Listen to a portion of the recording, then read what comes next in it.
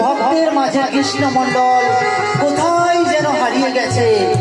দূর থেকে ওই জগন্নাথকে দর্শন করছে, বলছে হে জগন্নাথ, তোমার এ কি অপরূপ রূপ প্রভু।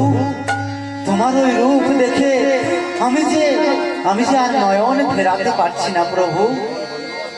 সংসারে আমার অর্থ কষ্ট, ভেবেছিলাম কিছু চেয়ে নেব জগন্নাথ, কিন্তু তোমার ওই নয়নে নয়নে দিয়ে আমি আর সব ভুলে গেলাম, কিছু চাইতে পারছি না।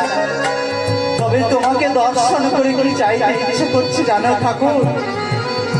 তুমি সেটা মন দিয়ে শোনো প্রভু, তুমি সেটা মন দিয়ে শোনো।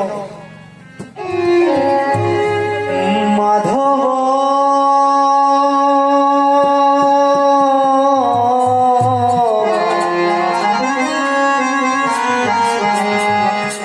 বহুত মিনতি করিত হে মাধব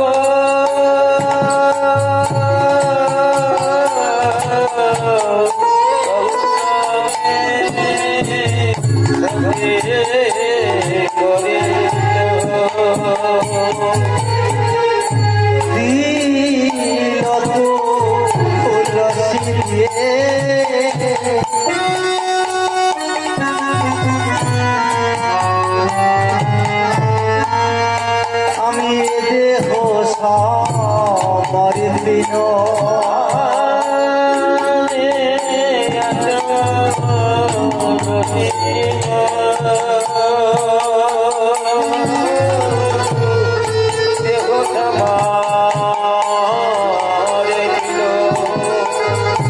দয়া জন